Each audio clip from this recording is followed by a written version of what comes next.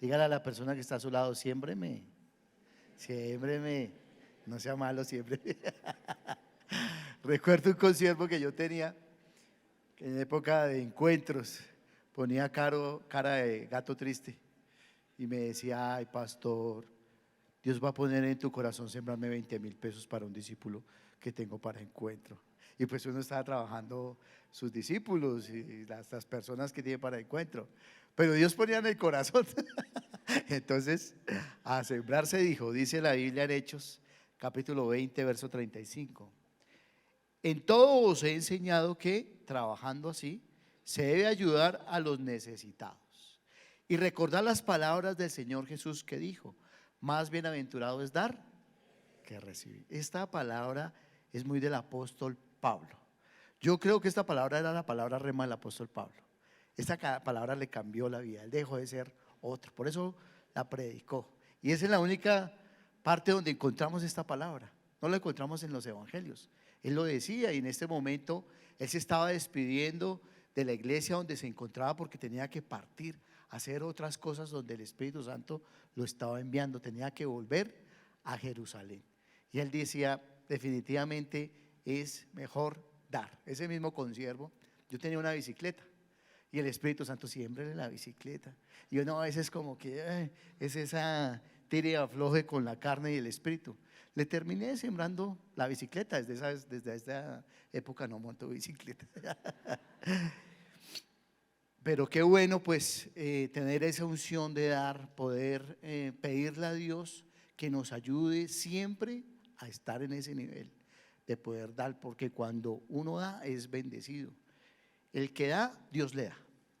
Dios le provee sobrenaturalmente, con o sin, porque a veces uno dice es que yo no tengo para dar, pero más que tener es la intención, es la fe, es las ganas de ayudar, que es lo que los líderes de esta iglesia hacemos aquí, hacemos en este lugar. Siempre estamos pensando cómo bendecir, cómo dar, y le pedimos a Dios esa unción de la provisión, de poder primero bendecir a los de nuestra casa, pero también a todas las personas que podamos alcanzar. Cuando uno da, siente esa alegría y satisfacción de hacer lo correcto. Cuando damos, alegramos el corazón de Dios. Pablo le decía a las personas, oiga, no roben, sino trabajen. Miren que Dios me ha dado estas dos manos y con estas dos manos yo no he sido carga para nadie, antes más bien he trabajado arduamente y he sido ese ejemplo de noche y de día para todas las personas que yo también pueda bendecir. No solamente con la predicación, no solamente con la palabra de Dios, sino con las cosas que Dios pone en nuestro corazón para bendecir a las demás personas. Entonces en esta mañana vamos a aprender cómo vamos a sembrar, cómo el Espíritu Santo nos lleva a sembrar, porque ya estamos en junio. Este año va rapidísimo, ¿no? Va a toda, y entonces uno empieza a mirar las metas y uno dice, ay, ay, ay, ¿cómo vamos a alcanzar esas metas? Sembrando, porque el que siembra, recibe. Amén. Lo primero, en buenas actitudes. Lo primero, en buenas actitudes. Dice la Biblia en el libro de Jonás, capítulo 3, versos 1 y 2. Vino palabra de Jehová por segunda vez a Jonás diciendo, levántate y ve a Nínive, aquella gran ciudad, y proclama en ella el mensaje que yo te diré. Y se levantó Jonás y fue a Nínive conforme a la palabra de Jehová. Y era Nínive ciudad grande en extremo de 3 días de camino. Dice que vino por segunda vez la palabra de Dios a Jonás. Ya aprendió, ya recibió la lección, porque fue el del Señor y le dijo, váyase para Nínive, y él se fue para Tarsis. Exactamente para el lado contrario, se fue para el otro lado y no hizo caso a la palabra del Señor. Aquí pues después de que estuvo 3 días en el vientre, dice la Biblia, de un gran pez, no dice que sea una ballena, pero estar allá en 3 días en el fondo del océano dentro de un gran pez, ¿cómo se siente uno, no? Y empezar a clamar a Dios desde allá, decirle, Señor, grandes son tus misericordias, y que casualmente este gran pez lo bote en las playas de Nínive. Pues es curioso, ¿no? Y él sí se levanta, aprendió la lección y fue a predicar. Entonces tenemos que mirar cómo son nuestras actitudes primero con Dios, porque Jonás fue rebelde a la dirección. Fue rebelde a la obediencia. Dios le dijo que fuera, que lo necesitaba. Jonás tenía una comunión especial con Dios. Dios sabía quién era Jonás, Jonás sabía quién era Dios. Pero era terco, obstinado, llevado a su parecer, a su propio pensamiento, porque él decía: yo conozco a Dios. Él me manda a decir una cosa, pero hace otra. Y no, yo si llevo un mensaje es para que se cumpla. Y no es así, porque Dios es lleno de favor y misericordia. Entonces es mirar, examinar en nuestro interior esas actitudes que tenemos que mejorar, que tenemos que cambiar, porque siempre tenemos que cambiar esas actitudes con Dios. Cuando Dios nos llama a orar, nos llama a ayunar, nos llama a hacer un estudio, bueno, tantas cosas, y lo dejamos como de lado, como que lo aplazamos, tenemos malas actitudes con Dios, y eso también nos lleva a tener malas actitudes con las demás personas, porque si no estamos bien con Dios, pues vamos a tener problemas con los demás. Y le pasó a Jonás esas actitudes hacia las personas, primero con los de la embarcación, con los marineros.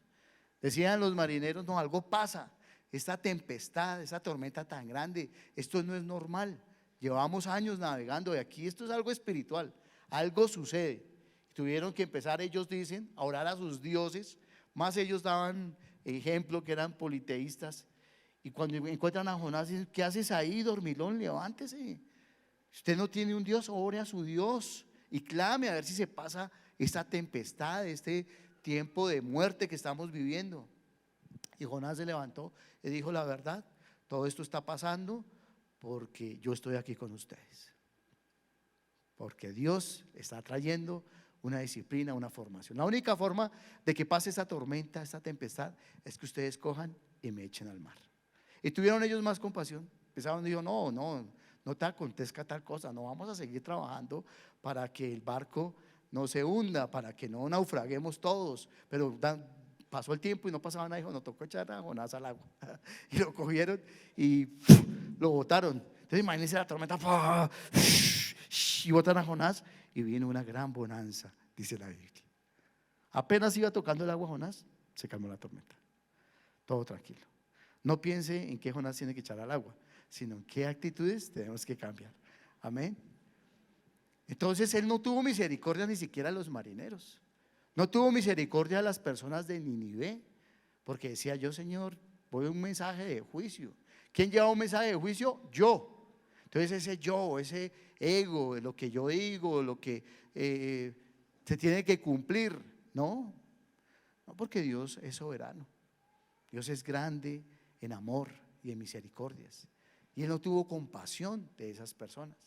Dice que iba predicando y se sentó debajo de una calabacera, y la calabacera creció y le dio sombra, pero después al mediodía, con ese fuerte sol, se dañó, se murió, y todo el sol quemó a Jonás, y Jonás se puso bravo. Pero ¿cómo es posible que yo llegue a la sombra de este árbol y tú me quites el árbol, Señor?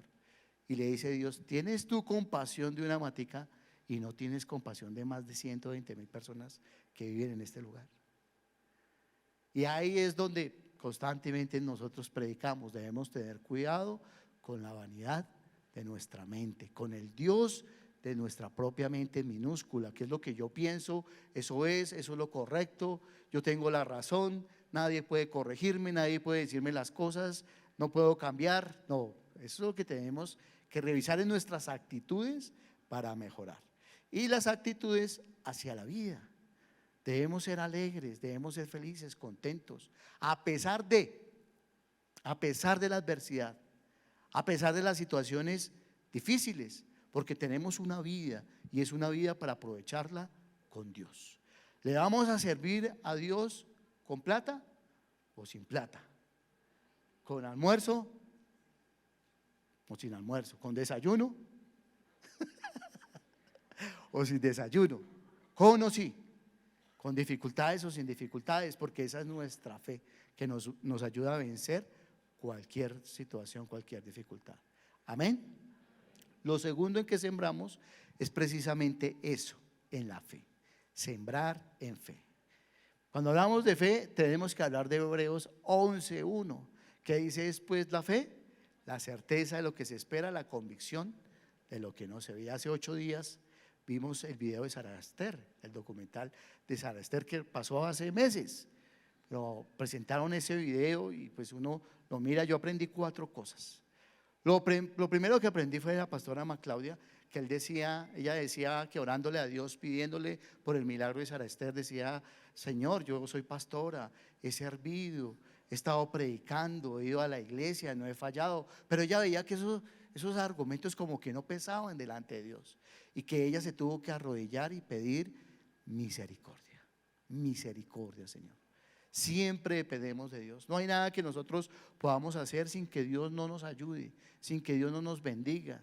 Nuestra dependencia a Él es total, absoluta. Por eso debemos entenderlo y tener las mejores actitudes hacia Dios. Actitudes humildes, actitudes de fidelidad a Dios, siempre determinadas. Porque nosotros amamos a Dios con un corazón sincero y tenemos que demostrarlo. Amén. Por eso lo importante, no importa quién sea uno, el título, lo que crea, diga, la posición. Cuando uno está delante de Dios, es Dios y tú. Y ahí se desnuda todo, el alma, el corazón. Y ahí uno es sincero delante de Dios. Y ella decía: Señor, misericordia, ayúdanos. Es una situación muy complicada. Lo segundo que aprendí fue como a movernos en lo sobrenatural, ¿no? Decía el pastor César que cuando recibió la noticia se fue a orar, y que orando, que en su espíritu fue hasta donde estaba Sara Esther, y en ese veía su cuerpo, veía su espíritu, y le decía con autoridad espiritual: Sara Esther, vuelve al cuerpo. Sara Esther, vuelve al cuerpo. Que no juegues más, que vuelvas al cuerpo. Y ella: quiero jugar, que vuelvas al cuerpo, con autoridad. Y para mí eso fue fundamental. La Biblia dice en 1 Corintios que para las personas del mundo la palabra de Dios es locura, pero Dios ha escogido la locura de la predicación para salvar a la humanidad. Porque uno dice: pero ¿cómo así? Pero para mí eso fue clave, porque la niña estaba muerta. Tuvo que haber sido un mover espiritual con autoridad, como lo enseñó el pastor César. Y sí pasa cuando uno está orando por una persona o por una familia en oración, en la fe, uno se traslada muchas veces a las situaciones de las personas y empieza a visualizar. Y si están enfermas, empiezan a verlas sanas. Si hay escasez, empieza a ver provisión, empieza uno a visualizar milagros.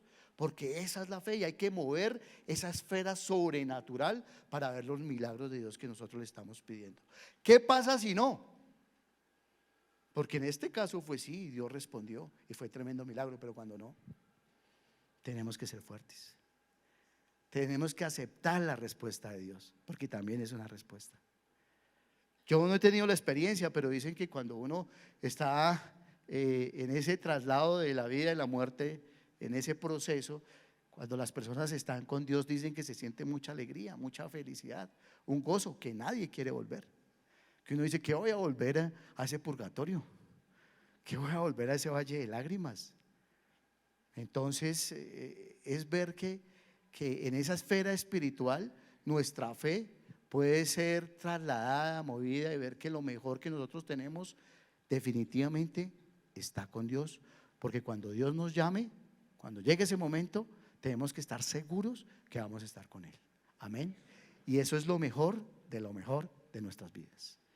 Es un llamado celestial.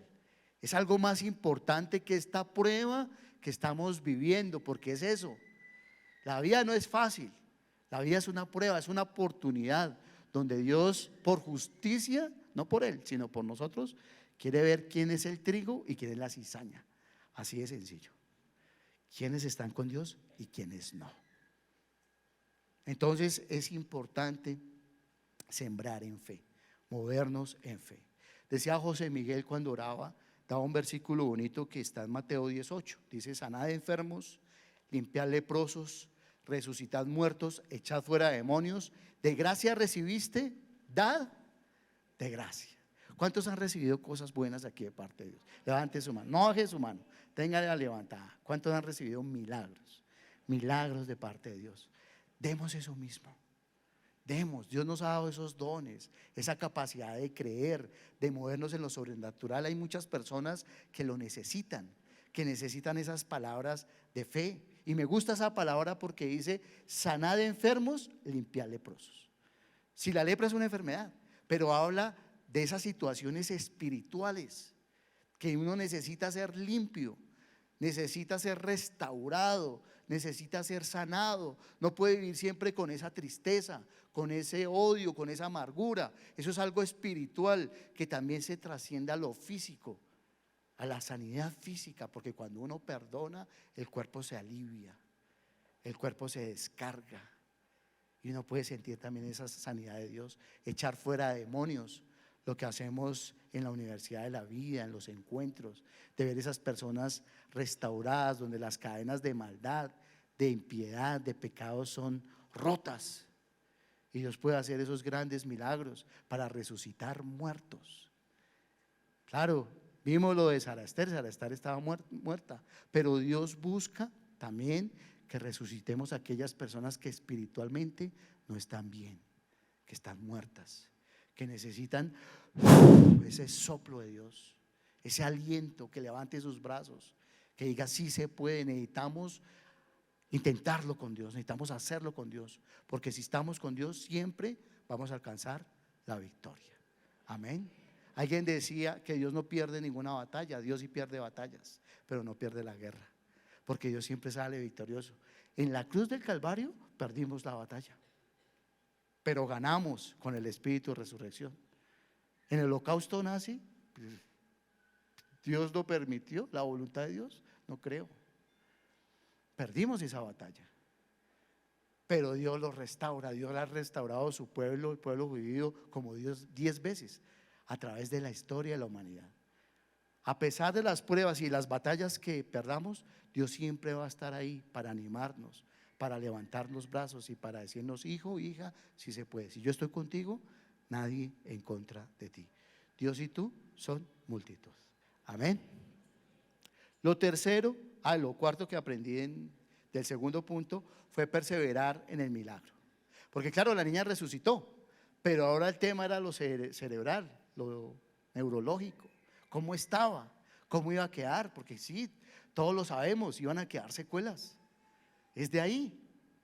Y ver ese milagro y todos unidos en oración y que la niña está bien. Y me impactó cuando dice que la niña se llevó el dedo a la boca y la otra mano al cabello, así. Dice: se restauró la parte, porque el milagro tiene que ser completo. Amén, no a medias. Hay que orar porque no perdamos esos milagros. Los milagros hay que cuidarlos. Lo que Dios nos da tenemos que protegerlo, porque el enemigo lo quiere robar. Por eso uno tiene que estar bien espiritualmente. Lo tercero es sembrar en buenas obras. Sembrar en buenas obras. Lo primero es en buenas actitudes, lo segundo es en fe, lo tercero es en buenas obras. Dice Marcos 2, del 1 al 12, antes de leer Marcos 2, me acordaba del Señor Jesús. Antes de Marcos 1, lo buscó un leproso y le dijo: Señor, ¿quieres limpiarme? Y el Señor dijo: sí quiero, sé limpio. Y quedó limpio. Pero el Señor lo tomó aparte y le dijo, dice que lo reconvino fuertemente. Y le dijo: por favor, no le diga a nadie lo que pasó. No se lo diga a nadie. ¿Se lo va a decir a alguien? No. ¿Me lo asegura? Sí. No se lo diga a nadie. Vaya, preséntese a los sacerdotes, lleve la ofrenda por la restauración de la lepra, todo eso, pero no comente este caso. Y el leproso, pues le contó a todo el mundo. Le contó a todo el mundo, tanto que empezaron a buscarlo por todas partes, y el Señor tuvo que apartarse como 15 días al desierto, estando él en su casa. Y aquí viene Marcos 2, dice: entró Jesús otra vez en Capernaum después de algunos días, y se oyó que estaba en casa. E inmediatamente se juntaron muchos, de manera que ya no cabían ni aún a la puerta. ¿Dónde estaba el Señor Jesús? En su casa. El Señor Jesús estaba en su propia casa y les predicaba la palabra. Entonces vinieron a él unos trayendo un paralítico que era cargado por 4, y como no podían acercarse a él a causa de la multitud, descubrieron el techo de donde estaba, y haciendo una abertura bajaron el lecho en que yacía el paralítico. Al ver Jesús la fe de ellos, dijo al paralítico: hijo, tus pecados te son perdonados. Estaban allí sentados algunos de los escribas, los cuales cavilaban en sus corazones. ¿Por qué habla este así? Blasfemias dice. ¿Quién puede perdonar pecados sino solo Dios? Y conociendo luego Jesús en su espíritu, que cavilaban de esta manera dentro de sí mismos, les dijo: ¿por qué caviláis así en vuestros corazones? ¿Qué es más fácil? ¿Decir al paralítico, tus pecados te son perdonados? ¿O decirle, levántate, toma tu lecho y anda? Pues para que sepáis que el Hijo del Hombre tiene potestad en la tierra para perdonar pecados, dijo al paralítico: a ti te digo, levántate, toma tu lecho y vete a tu casa. Entonces él se levantó enseguida y tomando su lecho salió delante de todos, de manera que todos se asombraron y glorificaron a Dios, diciendo: nunca hemos visto tal cosa. ¿Qué me enseña esto? Hablando de las buenas obras, tenemos que ser buena tierra. No como los escribas y fariseos que andaban pensando, mirando, estaban reunidos porque querían escuchar a Jesús, pero estaban prestos a criticar, a juzgar. ¿De dónde saca eso? ¿De dónde dice eso? La palabra de Dios nos rige a nosotros, no a Dios. Dios es soberano. Su palabra no rige al Espíritu Santo. El Espíritu Santo puede hacer lo que Él quiera porque Él es Dios. Entonces esa buena tierra no como la tierra de plástico, de caucho, no, el sembrador es Dios. En la parábola del sembrador, el sembrador es Dios. Dice que Él va a sembrar y busca buena tierra, pero si esa tierra es de plástico, de caucho, entonces bota la semilla, pero la semilla se le devuelve. ¿Cómo es nuestra actitud para recibir la palabra de Dios? Para poder sembrar en buenas obras. Dice que el Señor Jesús vino a la tierra y anduvo haciendo bienes. Donde Él iba, iba haciendo bienes. Iba sanando, liberando, restaurando la humanidad, restaurando el mundo, restaurando nuestra propia vida, ese pasado, ese futuro presente donde Él se encontraba y ese futuro que nos alcanza cada día a nosotros. Porque es un bien inmenso, es un bien poderoso y nos enseña el Señor Jesús lo que debemos hacer. No como esa actitud de los escribas, a criticar quién dice. Si rompió la doctrina, eso no dice el Pentateuco, eso no dice el Antiguo Testamento. El que perdona los pecados es Dios, eso dice la doctrina.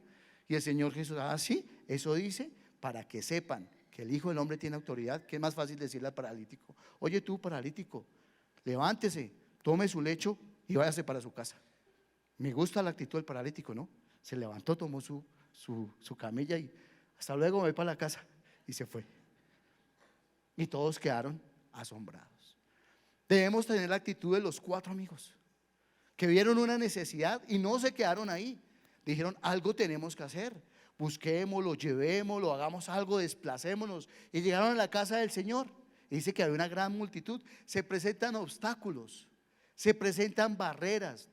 Siempre no va a ser fácil. Se presentan cosas, pero ellos dijeron: no, subámonos y rompámosle el techo al Señor Jesús. Rompámosle el techo y metemos al paralítico. Y eso hicieron. Y cuando el Señor Jesús los vio, ¿qué dijo? Oh, un paralítico. ¿Qué dijo el Señor Jesús? Dijo: grande es su fe. Alabó la fe de los 4 amigos, porque llegaron allá y sabían. Y cuando les dijo: tus pecados te son perdonados. Y ahí empieza toda la enseñanza de lo que nosotros debemos hacer. Por eso la palabra rema dice: no nos cansemos pues de hacer el bien. Que no dependan si nos reconocen, si no nos reconocen, si nos alaban, si no nos alaban. Tenemos que hacerlo por Dios y para Dios, por Él. Él es el que se da cuenta de las cosas que hacemos. Por eso cuando damos, cuando obedecemos, cuando Dios pone esos sentires en nuestro corazón y lo hacemos, Dios se alegra, lo que sea. Uno se pregunta: ¿cuántas Biblias ha regalado? Amén. ¿Cuántos libros cristianos? ¿Cuánto de su tiempo, de sus recursos para bendecir a las personas? Aleluya, gloria a Dios, porque vamos por buen camino, estamos haciendo las cosas bien. Amén. Pero hay que obedecer esa voz, hay que ser sensible a lo que Dios nos pida. Cuando este consiervo me pidió la bicicleta, yo le decía: yo no quería darle la bicicleta porque era mi bicicleta. Y cuando Dios me dijo: de la bicicleta, yo se la di. Pero el mundo siempre está pendiente a robar, a quitar, a no hacer. Inclusive se la regalé. Nosotros estábamos acá donde queda la funeraria, ahí quedaba la iglesia. Él dejó la bicicleta allá afuera y se la robaron. Nos llevaba Dios, ¿ves? Y yo, hermanito, pero le regalo la bicicleta y usted se la deja robar, hermano, y todo lo que me costó. No nos podemos dejar robar la bendición. Y la bendición viene por bendecir a otros. Dios nos tiene que llevar a crecer. Dios nos tiene que llevar a estar bien en todas las áreas de nuestra vida para poder ser una bendición a todas las personas que Dios quiera que nosotros podamos bendecir. ¿Cuántos le dan un aplauso al Señor Jesús?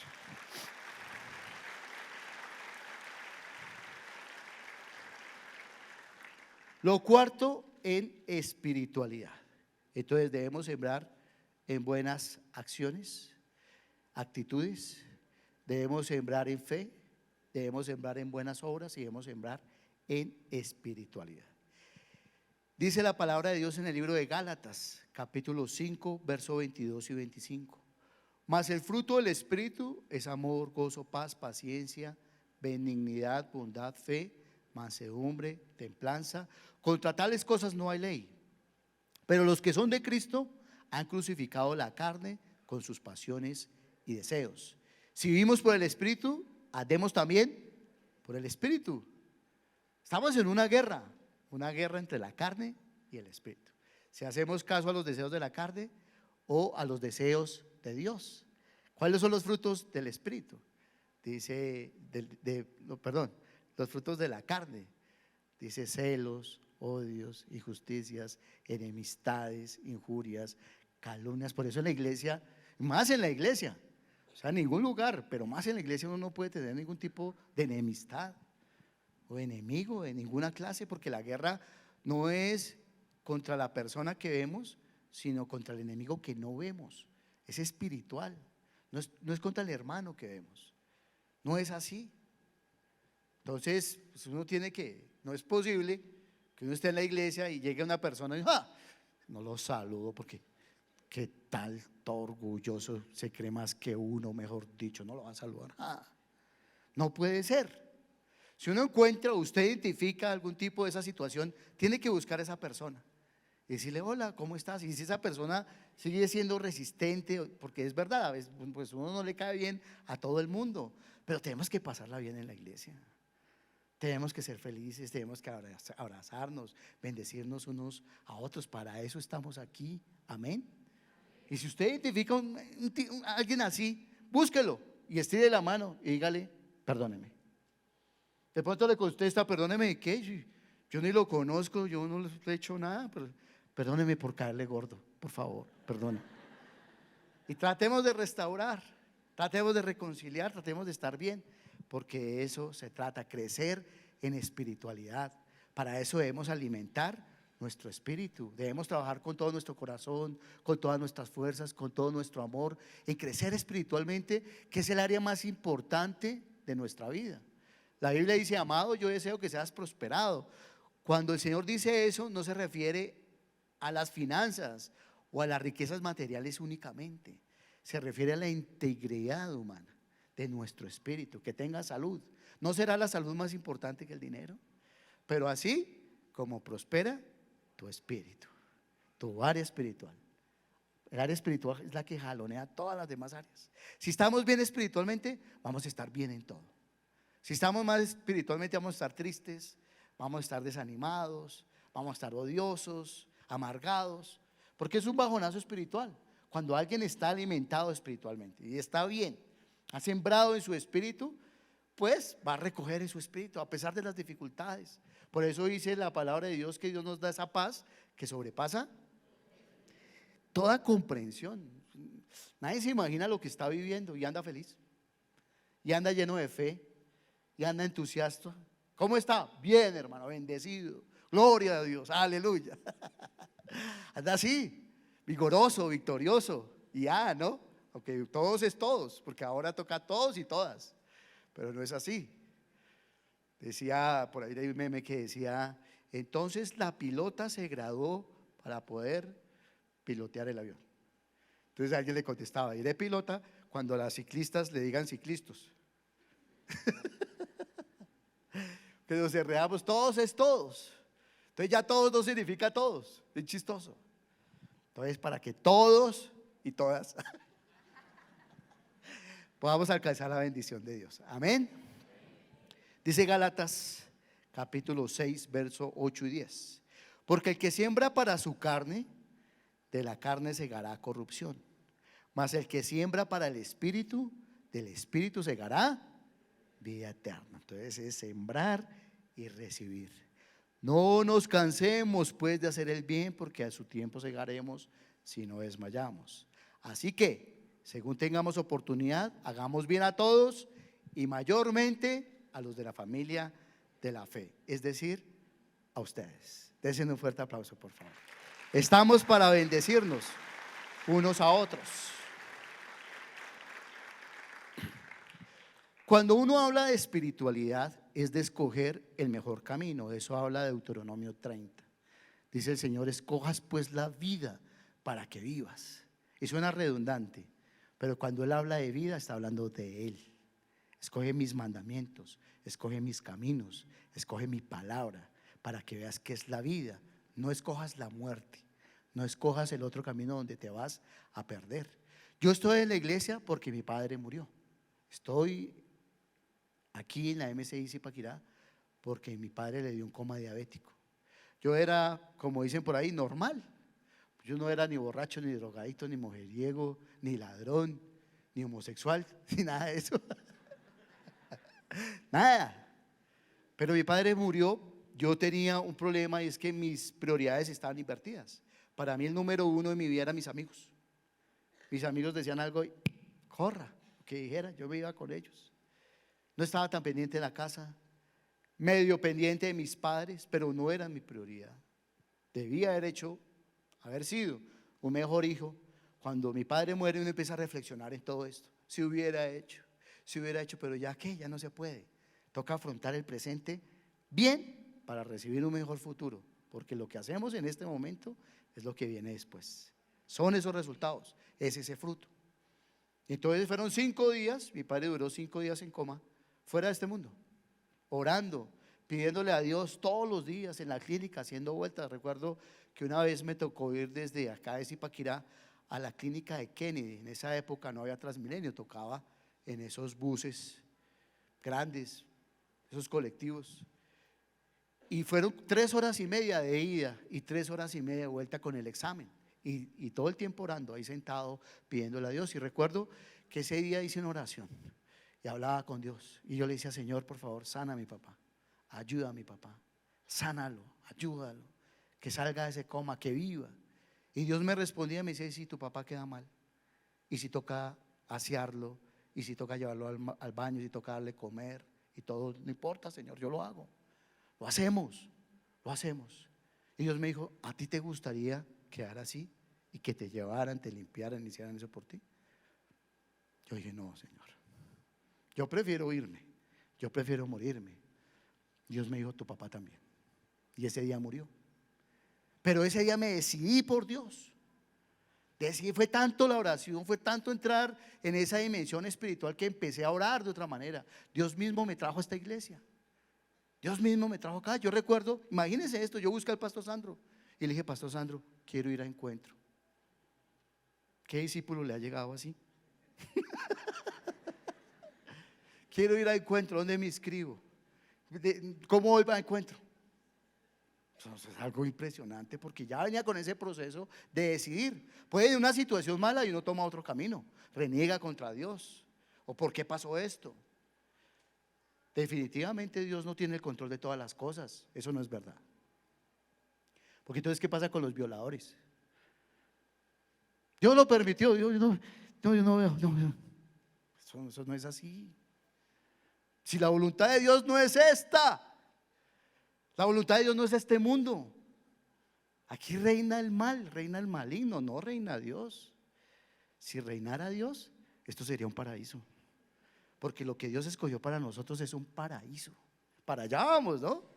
Porque ese plan no se ha acabado. Dios que busca hombres y mujeres que se levanten, que se pongan en la brecha a establecer el reino de Dios en esta tierra. Eso es diferente. Pero por nuestras malas decisiones vienen consecuencias fuera de la voluntad de Dios. Claro. Tengo una persona invitando a la Universidad de la Vida del liceo femenino. Llegó al liceo, que la Universidad de la Vida era acá, y se perdió. Del liceo acá se perdió. Se puso a tomar y no entró. ¿Cuál era la voluntad de Dios? ¿Que viniera acá a la Universidad de la Vida o que se pusiera a tomar? Pero imagínense, del liceo acá, unas cuadras. El diablo cochino puerco. Claro, yo estaba ya pendiente, podía haberlo acompañado, pero estábamos allá con la clase de capacitación destino. Uno toma las decisiones y esas decisiones enmarcan su futuro, su destino. Pero ¿sabe qué decía? Decía perdonar. Decía ser una persona espiritual. El odio no es de Dios, el rencor no es de Dios. El perdón, sí, por más difícil que le cueste a uno, uno debe perdonar. Yo tenía una persona, cuando fui al encuentro, Dios dijo el guía: levante sus manos y en este momento el Espíritu Santo va a colocar en su corazón a quien tiene que perdonar.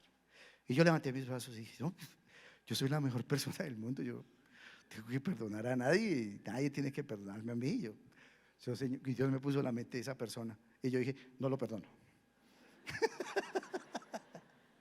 No lo perdono porque le hizo daño a mi mamá, a mi papá. No lo perdono, no lo perdono, no lo perdono.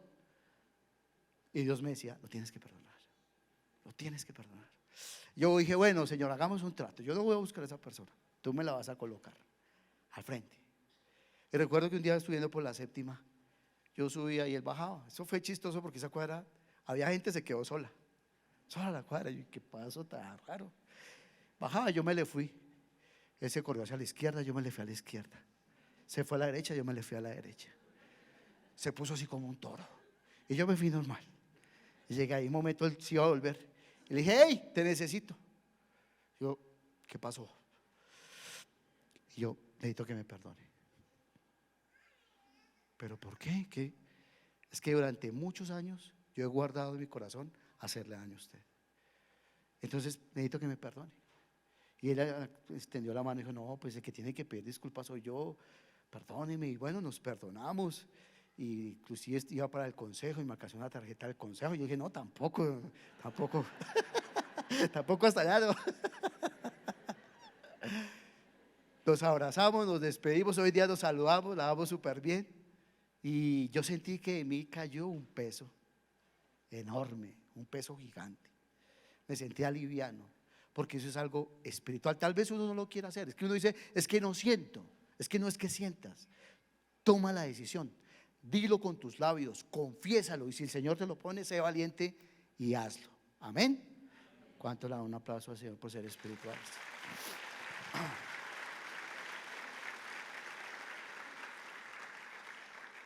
Dice la Biblia: no nos cansemos, no nos cansemos. Hagamos el bien todo el tiempo. Para eso tenemos que estar bien, para eso tenemos que subir nuestro nivel espiritual con Dios, con lo que Él dice, ser obedientes, ser fieles, ser determinados, ser como estos 4 amigos, ir, hacerlo, romper esquemas, decir: no, lo voy a hacer, ser audaces para Dios, y Dios nos va a respaldar. No sé cómo hizo el Señor Jesús para cobrarles después el techo, pero como Él hacía milagros. Y lo último, debemos sembrar en honrar a Dios. Honrar a Dios. Apocalipsis capítulo 4, verso 11. Señor, digno eres de recibir la gloria y la honra y el poder, porque tú creaste todas las cosas y por tu voluntad existen y fueron creadas. Tenemos que aprender a darle la gloria a Dios. ¿Qué es darle la gloria a Dios? Hay muchas situaciones en las que uno espera pero no recibe, en las que uno siembra pero no recoge, pero uno dice: la gloria sea para Dios. Cuando uno tiene que lidiar a un frente y le dicen: ya no vas tú. Cuando uno era el candidato le dicen: usted ya no es el candidato va a ser otro. Entonces uno dice: listo, la gloria es para Dios. Que uno aprende a perder, que uno aprende a bajar el ego, a morir al yo, a ese ego que reclama, que pide un hombre, que pide una posición. Pero uno dice: no importa dónde esté, no importa qué pase conmigo, porque la gloria es para Dios. Y si yo le doy la gloria a Dios, Si yo me vuelvo un experto en honrar a Dios con todo, con mi vida, con mi familia, con mis bienes, con mi manera de hablar, con la forma de comportarme, con la forma de crecer, porque tenemos que crecer. Eso es honrar a Dios. Cuando uno honra a Dios, busca ser mejor cada día porque quiere agradar a Dios, y Dios lo exige. Cuando uno está haciendo su devocional y está leyendo, Dios empieza a hablar cosas que uno tiene que cambiar, actitudes. Hay un hermano, hay un familiar, hay un pariente que hace años uno no le ha hablado, y Dios le dice: tienes que llamarlo y tienes que pedirle disculpas. ¿Pero por qué? Porque la gloria es para mí, porque yo voy a poner eso en tu corazón y tú lo vas a hacer. Y uno dice: sí, voy a morir, que me da pena, que me da vergüenza. Pues al diablo no le da pena, al diablo no le da vergüenza nada. Ese se mete en las familias, en los matrimonios, en las parejas, en las personas, a destruir, a traer pecado, a traer inmundicia, cosas que hasta son vergonzosas de comentar. Necesitan a Dios, te necesitan a ti, y necesitan una persona que esté dispuesta a honrar a Dios, a darle la gloria a Dios en todo lo que hace. Y si no importa si me toca caminar, si me toca irme a pie, si tengo que gastar, yo lo hago para Dios. Y si lo hago para Dios, lo hago con alegría.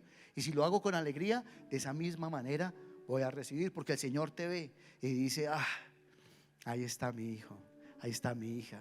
Es un olor fragante, huelo a santidad, huelo a cobertura, huelo a fidelidad, a fe, y eso le agrada a Dios.